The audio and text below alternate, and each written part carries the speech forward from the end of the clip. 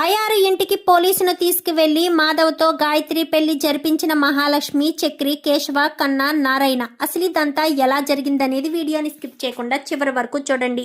పొదరిల్లు రేపటి ఎపిసోడ్స్లో ఏం జరగబోతుందో ముందుగా తెలుసుకోవాలి అనుకుంటే వీడియోని లైక్ చేసి ఛానల్ని సబ్స్క్రైబ్ చేసుకుని పక్కనే ఉన్న బెల్ సింబల్లో ఆల్ పై క్లిక్ చేయండి.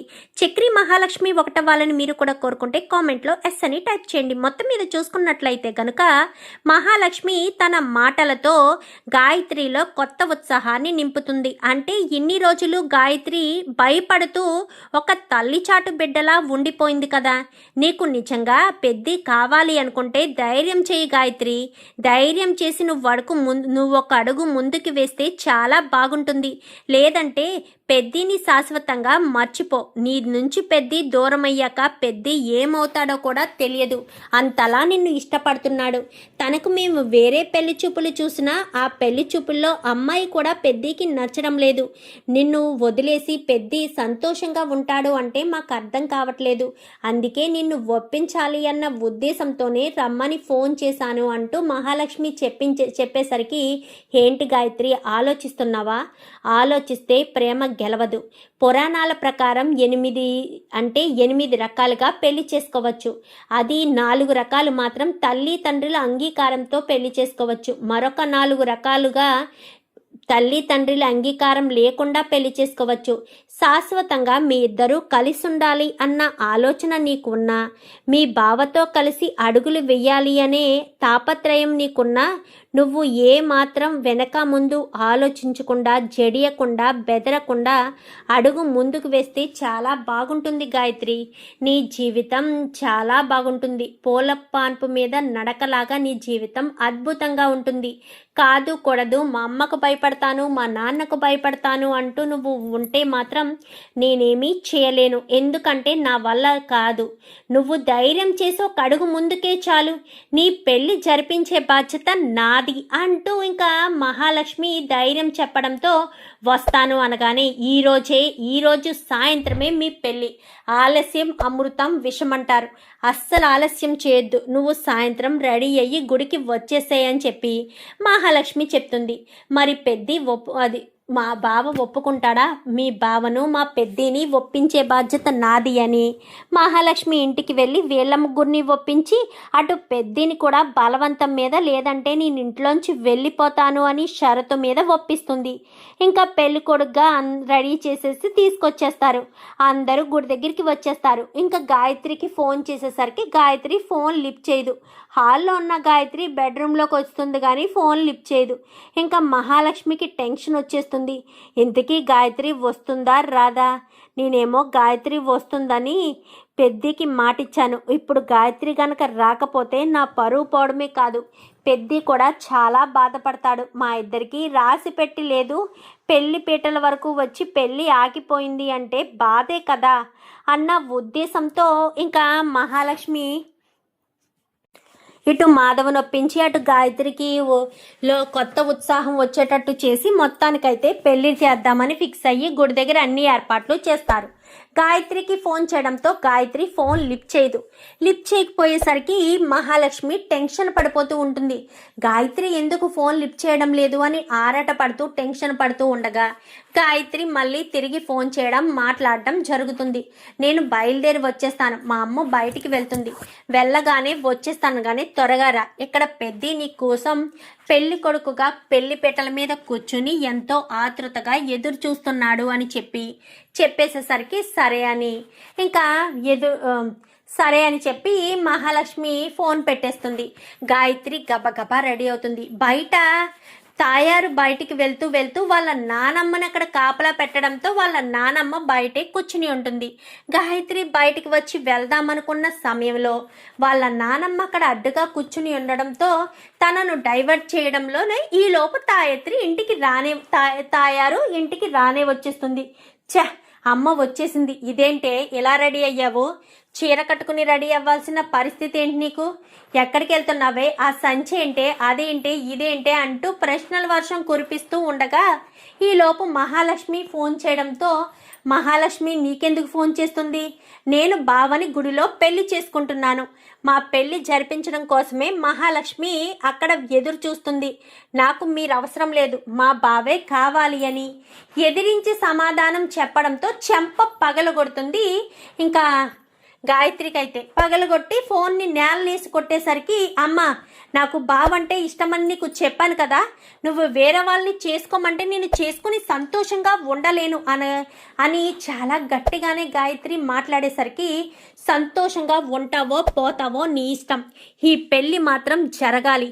నువ్వు ఆ మాధవ్ గారిని పెళ్లి చేసుకోవడానికి మాకు ఇష్టం లేదు, మాకు ఇష్టం లేకుండా నీ పెళ్ళి జరగదు అంటూ గట్టిగానే ఇద్దరి మధ్య గొడవ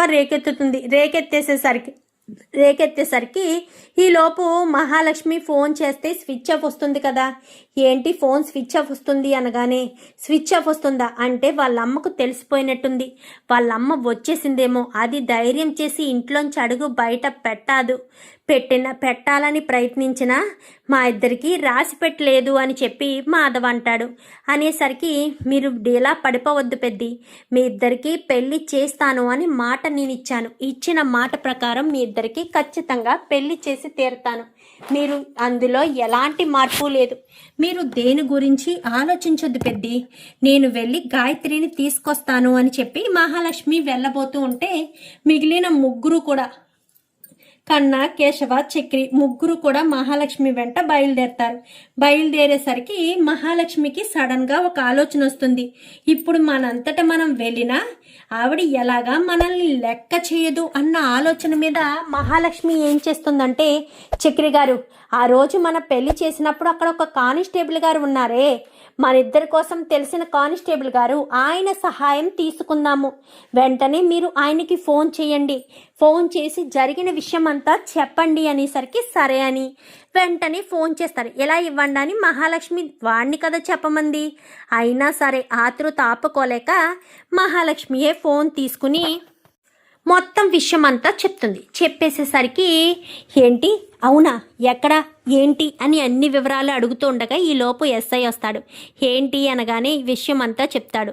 సరే, ప్రేమ జంటని కలపడం కదా, పద వెళ్దాము అని చెప్పి ఇద్దరు కూడా బయలుదేరతారు. బయలుదేరి ఎక్కడికి రావాలి ఏంటి అనగానే, పలానా అడ్రస్సు అనేసరికి సరే అని వీళ్ళే ముందు వెళ్ళిపోతారు. ఎవరు? మహాలక్ష్మి వాళ్ళు. వెళ్ళిపోయి గుమ్మాలో నుంచుని గాయత్రి అంటూ పిలిచేసేసరికి, ఎవత్తవే నువ్వు, నా ఇంటికొచ్చి నా కూతురిని పిలుస్తున్నావు అనగానే, నేను పెళ్లి చేస్తాను అని మాటిచ్చాను, పెళ్లి చేసి తీరుతాను. ఎక్కడుంది మీ కూతురు? అయినా మీ కూతురు ఏమన్నా జంతువు అనుకుంటున్నారా ఇంట్లో బంధించడానికి? తనకు ఇష్టపడిన వ్యక్తిని పెళ్లి చేసుకునే హక్కు అధికారం తనకుంది. ఆ మాట చెప్పడానికి నువ్వెవతవే? అసలు నా కూతురు గురించి ఆలోచించడానికి నువ్వెవరివి? పెద్దరికం చేతిలో పట్టుకుని పెళ్లి చేసేద్దామనుకున్నావా? పెళ్ళి నా కంఠంలో ప్రాణం ఉండగా పెళ్లి జరగనివ్వను. ఎంతమంది వచ్చినా ఈ పెళ్లి జరగదు, జరిగే సమస్య లేదు అని చెప్పి చాలా గట్టిగానే తయారైతే అనేసరికి, ఎందుకు జరగదమ్మా పెళ్ళి? వాళ్ళిద్దరూ మేజర్లు, ప్రేమించుకున్నారు అయినప్పుడు ఖచ్చితంగా వాళ్ళ ఇష్ట ప్రకారం పెళ్లి జరుగుతుంది. పిలవండి మీ అమ్మాయిని, తన నోటితో ఈ పెళ్లి తనకు ఇష్టమే అంటే మేమే దగ్గరుండి జరిపిస్తాము, ఇష్టం లేకపోతే బలవంతంగా అయితే పెళ్లి జరిపించము అని చెప్పి ఇంకా కానిస్టేబుల్ ఎస్ఐ ఇద్దరు కూడా మాట్లాడేసరికి, ఇంకా నా కూతురు బయటికి రాదు అని చెప్పి ఇంకా తయారంటుంది. ఎందుకంటే బయటకు వస్తే అసలే రెడీ అయ్యింది, పెళ్లి చేసుకోవడానికి సిద్ధపడింది. ఇప్పుడు రాను అంటే ఊరుకుంటారా? ఊరుకోరు. ఇప్పుడు బయటకు వస్తే నిజం చెప్పకుండా తను ఊరుకుంటుందా? తను ఊరుకోదు. సో ఏం చేయాలో అర్థం కాదు తయారికి. అర్థం కాని పరిస్థితిలోనే, పిలుస్తారా, మమ్మల్ని వెళ్ళి బయటికి పిలవమని చెప్తారా అని చెప్పనేసరికి పిలుస్తాననగానే, గాయత్రి అనేసరికి గాయత్రి బయటికి వస్తుంది. చీర కట్టుకుని ఉండేసరికి, తనే ఆ అమ్మాయి ఇష్టపడింది, మేము గుడిలో పెళ్లి చేయడానికి అన్ని ఏర్పాట్లే చేశాము. తని కూడా రెడీ అయి రావడానికి వస్తున్న సమయంలోనే వాళ్ళమ్మ ఆపేసినట్టుంది ఇన్స్పెక్టర్ అని చెప్పనేసరికి, ఏంటమ్మా ప్రేమించిన అమ్మాయిని పెళ్లి చేయాలి కానీ అలా కుక్కను కొట్టినట్టుగా అంత దారుణంగా కొడతారా? అసలు మీరు మనుషులేనా? తనను అంత దారుణంగా కొట్టి హింసించి ప్రాణాలు తీసేద్దామనుకుంటున్నారా? పరువా ముఖ్యం, పిల్లల భవిష్యత్తు కాదా ముఖ్యం? ప్రేమించిన వ్యక్తిని పెళ్లి చేసుకోకపోతే ఎంత బాధ కలుగుతుందో మీరు అలానే మీకు నచ్చినట్టు చేస్తుంటే పిల్లలకి ఆ మాత్రం బాధ కలగదా ఏంటి? తను ఇష్టపడింది పెద్ది చాలా మంచివాడు, తాపి పని చేస్తాడన్న మాటే గాని ఎలాంటి చెడు అలవాట్లు లేవు. ముఖ్యంగా ఇంట్లో ఉన్న పిల్లల్ని అంటే తమ్ముళ్ళనే తన కన్న బిడ్డలా చూసుకుంటాడు. మరి వాళ్ళ మీద అంత ప్రేమ ఉన్నప్పుడు మీ కూతురు మీద కూడా ప్రేమ ఉండదా ఏంటి? మీరు అవేమీ ఆలోచించకుండా పెళ్లి గురించి చెయ్యను అని ఎలా చెప్పగలుగుతున్నారు? వాళ్ళిద్దరికీ పెళ్లి చెయ్యాలి, పెళ్లి చేస్తే వాళ్ళిద్దరూ సంతోషంగా ఉంటారు అంటూ ఇన్స్పెక్టర్ అనేసరికి వాళ్ళతో ఏంటి సార్ మాటలు, అమ్మ గాయత్రి అని చెప్పి నారాయణ అంటాడు. ఏం మాట్లాడకుండా అలాగుంటుంది. చూడు గాయత్రి, ధైర్యంగా ముందు కడిగి వేశావు, పెళ్లి చేసుకుంటాను, పెళ్లి చేసుకోవాలి అన్న ఆలోచనకి వచ్చావు. ఇంకా నువ్వు ఆలోచించుకో, పోలీసులు ఉన్నారు, మీ అమ్మ ఏమీ చేయలేదు.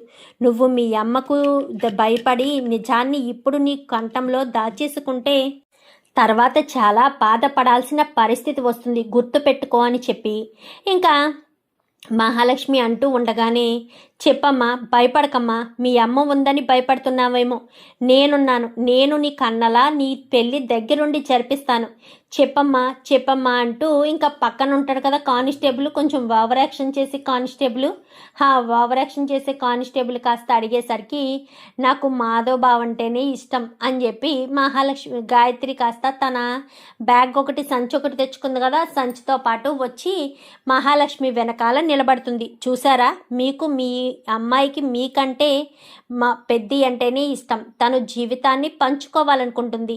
మీరు మీ అమ్మాయిని క్షమించి అందరి ముందు పెళ్లి చేస్తానంటే ఓకే, అప్పటి వరకు మేము వెయిట్ చేయడం కష్టం కాబట్టి అక్కడ ఆల్రెడీ పంతులు గారిని మాట్లాడాం కాబట్టి ఇంకా ఇద్దరు పెళ్లి పెట్టెల మీద కూర్చుంటారు అంటూ మాట్లాడేసరికి, వెళ్ళండి అమ్మా, మీరు వెళ్ళండి, ముహూర్తానికి ఆలస్యం అవుతుంది అంటున్నారు కదా, వెళ్ళండి, ఇక్కడ ఏమన్నా జరగాల్సినవి ఏమన్నా ఉంటే మేము చూస్తామనగాని ఏంటి ఎక్కడికి వెళ్తున్నావు అంటూ గాయత్రి తల మీద ఇలా చెయ్యి వేయబోయేసరికి మహాలక్ష్మి చెయ్యి పట్టుకుంటుంది.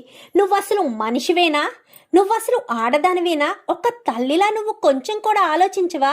అక్కడ మీ అమ్మాయి పెద్ది కోసం అంతలా ఆరాటపడుతూ అంత బాధపడుతూ అంత క్షోభను అనుభవిస్తూ ఉంటే నీకు కొంచెం కూడా మనసు అనిపించట్లేదా? నువ్వు ఎందుకు ఈ రకంగా తయారవుతున్నావు? నువ్వు ఎందుకు ఇలా మాట్లాడుతున్నావు? తల్లి గురించి ఆలోచించవమ్మా కొంచెం. నీ మూర్ఖత్వం, నీ పట్టుదల, నీ పెత్తనం ఇదే కాదు. దీన్ని పక్కకు తప్పించి కూతురు సంతోషం గురించి ఆలోచించు.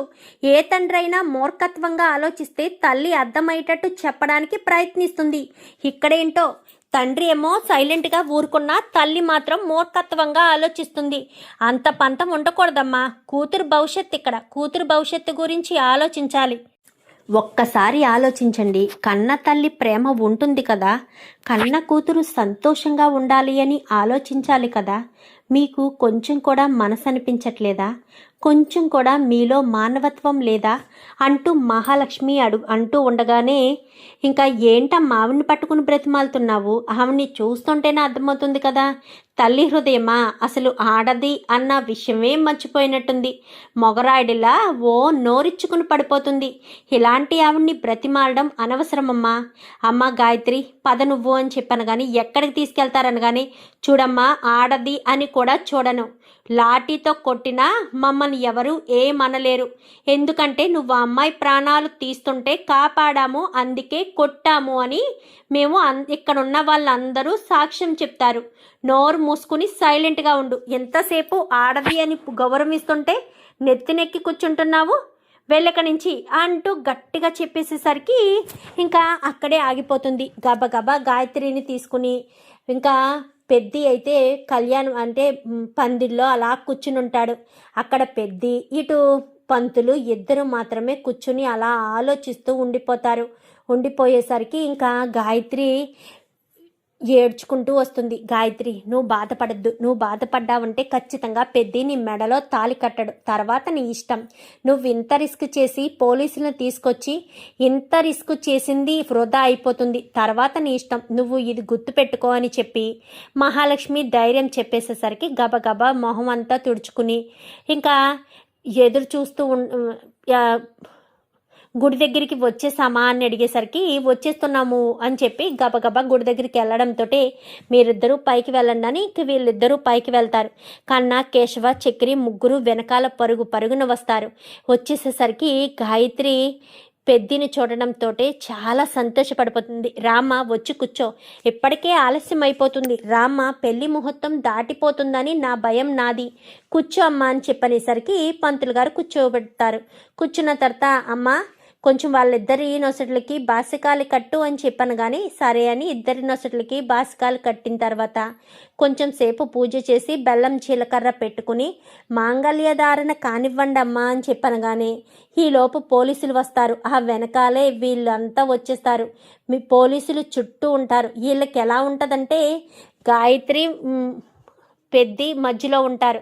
పంతులు గారు చుట్టూ కూడా ఒక కంచె వేసినట్టుగా సర్కిల్గా ఒకరి చేతిని ఒకరు పట్టుకుని నిలబడతారు. సర్కిల్గా ఒక్కరు కూడా సర్కిల్ని దాటి చేతులు పట్టుకుని చుట్టూ ఒక చక్రంలా ఒక వలయంలా పట్టుకుంటారు. ఒక్కరు కూడా దాటి లోపలికి రావడానికి వీలు లేకుండా అష్టదిగ్బంధనం చేసినట్టుగా వీళ్ళందరినీ కూడా అలా కట్టడి చేసేసరికి ఇంకా ఎవ్వరూ ఏమీ చేయలేకపోతారు. ఎందుకంటే ఇక్కడ రామయ్య, పురుషోత్తం, తాయారు ముగ్గురు కూడా పరుగున వచ్చేస్తారు కదా. దాటి వెళ్దామంటే ఒక్కరు కూడా చెయ్యి వదలకపోవడంతో ఇంక ఇద్దరు కూడా మంగళసూత్రం కట్టించిన తర్వాత తలంబరాలు పోసుకోండి అనగాని ఇప్పుడు ఇవన్నీ ఎందుకురా, మళ్ళీ పెళ్లి చేసుకుంటావా ఏంటి పెద్ది, మళ్ళీ గాయత్రినే చేసుకోవాలని అంత ఆశపడుతున్నావా, మహాలక్ష్మి అనగానే పోసుకోండి అయ్యా పోసుకోండి, వాళ్ళే అంత సంతోషపడుతుంటే పోసుకోండి అని చెప్పనేసరికి మహాలక్ష్మి కాస్త చెయ్యిని వదిలి మిగిలిన వాళ్ళందరినీ చేయి కట్టి లోపలికి వెళ్ళి కూర్చుని ఇద్దరికి కూడా పోసుకోండి అని ఇద్దరిని కూడా ఎంకరేజ్ చేస్తూ ఉంటుంది. వీళ్ళు ఇదంతా కూడా చూస్తూ ఉంటారే తప్ప అడుగు ముందుకు వేయడానికి ఆస్కారం ఉండదు. ఎందుకంటే వాళ్ళకి అసలు ఎలాంటి హక్కు అధికారం లేదు. తను మేజర్ అవ్వడంతో తనకిష్టమైన వాడిని చేసుకోవచ్చు అని ఆల్రెడీ స్టేట్మెంట్ ఇచ్చారు కదా. సో అందుకని ఏమీ అనకూడదు అన్న ఒకే ఒక్క కారణం చేత ఇంకా తాయారు, పురుషోత్తం సైలెంట్ అయిపోతారు. ఇంకా పెళ్ళి తాళి అన్నీ అయిపోయింది. చూడండి అమ్మా, మీకు ఇంకా ఎలాంటి ఇబ్బంది లేదు. ఇంకా మిమ్మల్ని ఎవరైనా ఏమైనా అంటే తక్షణమే వాళ్ళని తీసుకెళ్ళి కటకటాలు పాలు చేయడం ఖాయం. మీ ఇద్దరు మేజర్లు, మీ ఇద్దరిని ఎవరూ పెళ్లి చేసుకోవద్దని కానీ విడదీసే ప్రయత్నం కానీ ఎవ్వరు చేసినా కానీ మేము అస్సలు ఊరుకోము అని అక్కడి నుంచి వాళ్ళు వెళ్ళిపోతారు.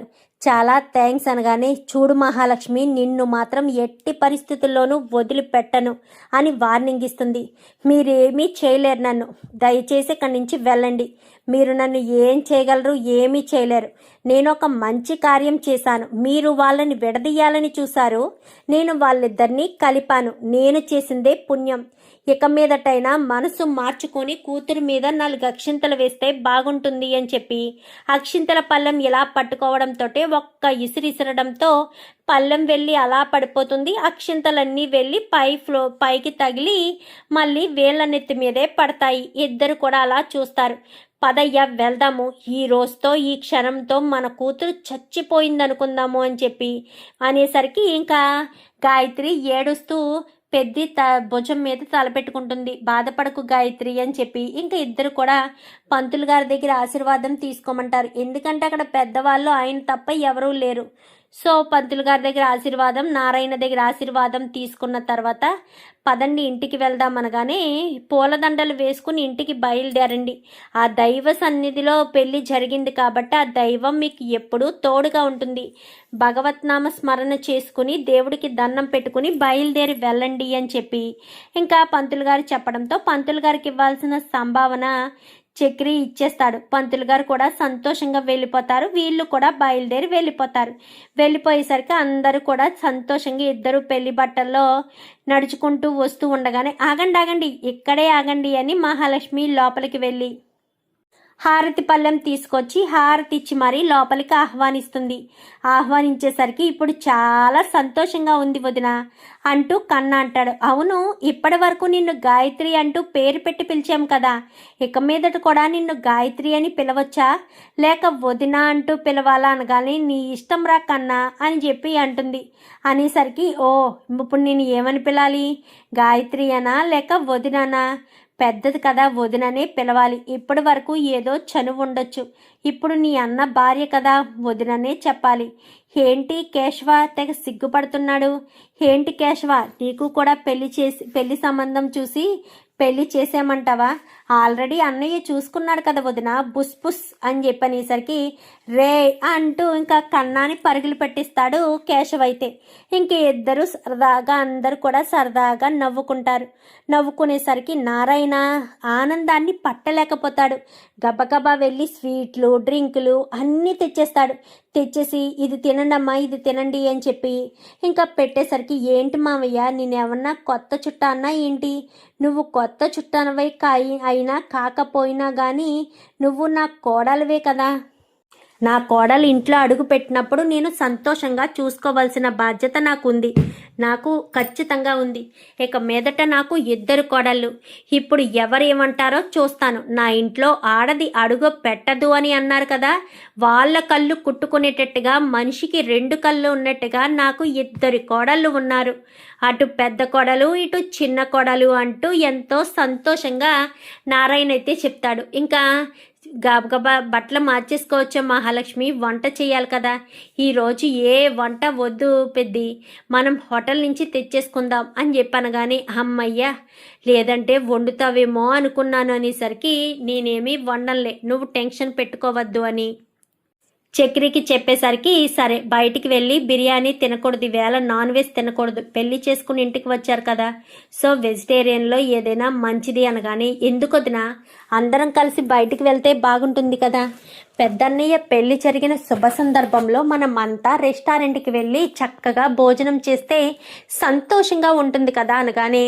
అది నిజమే కదా అని చెప్పి కేశవ్ అంటాడు. ఎందుకు, ఇంట్లో అందరూ తెచ్చుకొని చక్కగా రౌండ్గా కూర్చుని అందరూ అది ఇది అని వడ్డించుకుంటూ చక్కగా తింటే మనం ఫ్రీగా కూడా ఉంటుంది, అదే రెస్టారెంట్కి వెళ్ళామనుకో అని చెప్పి అనగానే ఇంకా కన్నా చిన్న మొహం వేసుకుంటాడు. సరే పదండి, మీ ఉద్దేశాన్ని ఎందుకు కాదనాలి, పెద్ది గాయత్రి ఒక్క నిమిషం అంటూ బాసికాలి ఇప్పి మెళ్ళో ఉన్న దండలు తీసి మీరు ఇదే బట్టలతో వస్తారా, పెళ్లి బట్టలతో ఎందుకు కేశవ మొన్న మనం కొత్త బట్టలు తీసుకున్నాం కదా, ఆ బట్టలు తీసుకొచ్చి ఇవ్వి అనేసరికి ఇద్దరికి కూడా కొత్త బట్టలు ఇస్తారు. ఎందుకు ఇవన్నీ ఇప్పుడు, నా బట్టలు అనగానే నీ బట్టలన్నీ నీ పుట్టింట్లోనే ఉండిపోయాయని కూడా మర్చిపోయావా ఏంటి, ఆధార్ కార్డు అవైనా తెచ్చుకున్నావా, అవి తెచ్చుకున్నాను అనేసరికి సరే అందాక ఈ బట్టలు వేసుకో, మొన్ననే నీ కోసం తెప్పించాను, ఎందుకో నా మనసు కనిపించింది నువ్వే ఇంటి కోడలు అవుతావని, ఆ ఉద్దేశంగానే తెప్పించాను, ఇవి వేసుకో అని చెప్పి మరొక చీర బ్లౌజు మొత్తం ఇచ్చేసరికి అది కట్టుకుని వస్తుంది. ఇటు పెద్ద కూడా కట్టుకుని వచ్చేసరికి అందరు కూడా బయలుదేరతారు. నేను బావా సైకిల్ మీద వస్తాము అనేసరికి ఎందుకు గాయత్రి నువ్వు కారు మీద వచ్చే అనగానే లేదు బావా నువ్వు ఎక్కడుంటే నేను అక్కడే ఉంటాను, నీ వెంటే నేను ఉంటాను, నీ పక్కనే నేను ఉంటాను అని చెప్పి గాయత్రి అనేసరికి సరే అని వాళ్ళిద్దరూ కొత్త జంట కదా ఇద్దరు సైకిల్ మీద వస్తారు. ఊళ్ళో వాళ్ళంతా కానీ మొత్తానికి నారాయణ పెద్ద కొడుకు అనుకున్నది సాధించేశాడు. నారాయణ పెద్ద కొడుకు సాధించడం ఏంటి, అదిగో వచ్చింది కదా అమ్మాయి, ఆ అమ్మాయే పట్టుపట్టి మరి పోలీసుల్ని తీసుకెళ్ళి మరీ పెళ్లి చేసిందంట. ఆ పిల్లకి ఎంత ధైర్యమో, లేదంటే ఆ తాయారు నోరుకు జడిసి ఎవరైనా ఇంటి గడప తొక్కుతారా, ఆ పిల్ల మొన్నొకసారి వెళ్ళింది, ఇప్పుడు పోలీసులను తీసుకుని వెళ్ళి మరి వాళ్ళిద్దరికీ పెళ్లి చేసింది. ఎంత ఆశ్చర్యం, నిజంగా అమ్మాయికి ధైర్యం ఎక్కువే, ఈ రోజుల్లో ఇలాంటి అమ్మాయి ఉండాలి అని చుట్టుపక్కల వాళ్ళంతా మాట్లాడుకుంటూ ఉంటారు. చూద్దాం మరి రాబోయే ఎపిసోడ్స్లో ఈ రకంగానే మాధవ్కు గాయత్రికి పెళ్ళి జరగాలని మీరు కూడా కోరుకుంటే వీడియో నచ్చితే లైక్ చేసి ఛానల్ని సబ్స్క్రైబ్ చేసుకుని పక్కనే ఉన్న బెల్ సింబల్లో ఆల్ పై క్లిక్ చేయండి. Thank you for watching.